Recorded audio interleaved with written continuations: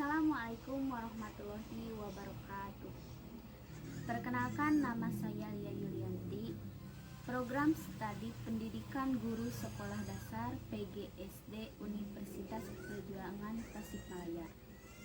NIM 21010200096.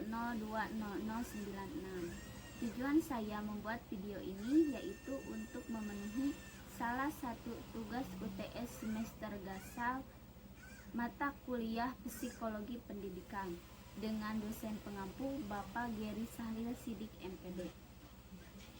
Yang akan saya jelaskan dalam video ini apa yang saya dapat dari hasil membaca buku Teach Like Finland. Buku Teach Like Finland ini menceritakan tentang 33 strategi cara mengajar yang menyenangkan. Buku ini ditulis oleh Timothy G. Walker dan dia menceritakan pengalamannya selama mengajar di Inggris dan Finlandia. Dia merasa kewalahan karena di sekolah sebelumnya dia harus tiba di sekolah pada pukul 6.30 dan pulang pada pukul 6.30. Padahal banyak administrasi yang harus diselesaikan. Dia berbicara kepada istrinya dan istrinya memberitahu bahwa di Finlandia mengajar di kelas yaitu hanya 6 jam dan 2 jam adalah persiapan. Setelah itu tidak ada tugas yang harus dikerjakan. Dia mencoba mengajar di Finlandia dan ketika istirahat dia melihat bahwa guru-guru di sana merasa santai membaca dan ada yang meminum kopi, sehingga dia merasa aneh karena di sekolah sebelumnya dia harus menyelesaikan tugas dan sesuai dengan tenggat waktu yang diberikan. Saat itu dia masih belum terbiasa dengan situasi di Finlandia.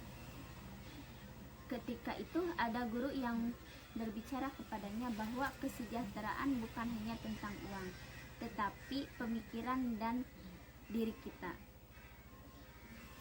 Akhirnya dia berpikir, dan benar di dalam belajar harus ada jadwal istirahat total. Di Finlandia setiap 15 menit selama 1 jam pelajaran harus ada istirahat. Dan istirahatnya harus keluar ruangan. Apapun itu cuacanya, cerah ataupun hujan, karena siswa harus mengetahui kondisi di lingkungan sekolah. Dari kesejahteraan itu ada belajar sambil bergerak. Belajar sambil bergerak di Finlandia, anak-anak ketika jam istirahat membawa sebuah kartu seperti kartu nama. Dia menyebutnya sebagai paspor untuk meminjam alat permainan yang akan dimainkan selama jam istirahat. Dari kesejahteraan tadi ada yang disebut menyederhanakan ruang. Menyederhanakan ruang di sana di dinding ruang kelas ditempeli hasil kerja kreativitas siswa agar siswa tetap fokus dan tidak ada rangsangan dari lingkungan luar sehingga dia tetap fokus dalam belajarnya. Dan setelah itu ada recharge sepulang sekolah. Recharge sepulang sekolah harus mengecas energi ketika di rumah. Guru di Finlandia tidak memberikan pekerjaan rumah yang sulit. Dia memberikan pekerjaan rumah yang relatif mudah agar ketika dia malam bisa beristirahat dengan baik dan mempunyai waktu istirahat dengan banyak. Dan keesokan harinya dia harus fokus dalam belajar seperti biasa. masuk ke alam liar. Di Finlandia, ketika kita sedang di sekolah, anak-anak harus diberikan waktu keluar ruangan untuk melakukan observasi, baik itu ke hutan, ke kolam, ataupun ke tempat kebun binatang. Dan di Finlandia juga ada di sekolah itu tempat burung makan.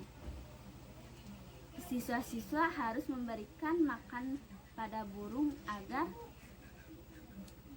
dia bisa ada dalam kehidupan liar. Padahal itu di waktu jam belajar. Menghirup udara dengan segar. Ketika kita tiba di sekolah lagi, jendela di dalam ruangan harus terbuka agar udara yang segar masuk dan menjadi pembelajaran lebih nyaman. Yang kedua, strategi cara mengajar Finlandia yaitu rasa dimiliki. Setiap guru yang ada di sana ketika jam istirahat selalu menyempatkan ngobrol dengan anak-anaknya, baik itu tentang strategi belajar ataupun tentang hal khusus lainnya. Merayakan pembelajaran, mengejar mimpi, dan menghapus bullying atau perisapan sehingga dia menjadi berkawan. Ketiga yaitu kemandirian. Dimulai dari kebebasan. Di sekolah sebelumnya di Amerika,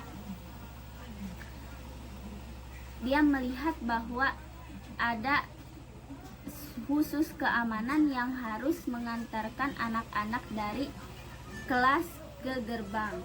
Tetapi beda dengan di Finlandia. Di Finlandia dibebaskan. Mulai dari anak keluar kelas sampai ke gerbang masuk di sekolah. Dan ketika itu dia juga pernah melihat ada siswa yang berjalan kaki sendiri padahal dia usianya masih anak kecil dan dia sanggup untuk berjalan sendiri ke rumahnya. Di situ harus ada kebebasan.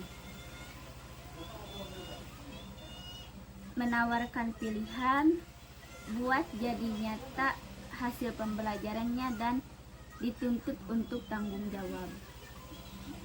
Yang keempat yaitu penguasaan. Ajarkan kepada anak hal-hal yang mendasar. Misalnya bagaimana dia menjahit, bagaimana dia memahat. Dan Timothy juga merasa aneh ketika siswa di Finlandia padahal usianya masih anak sekolah dasar, dia melihat ada siswa yang menjahit pakaiannya. Dia merasa aneh. Manfaatkan teknologi, gunakan buku pegangan, memasukkan musik ketika belajar. Yang baik itu harus senang, harus sejahtera, dan adanya kemandirian.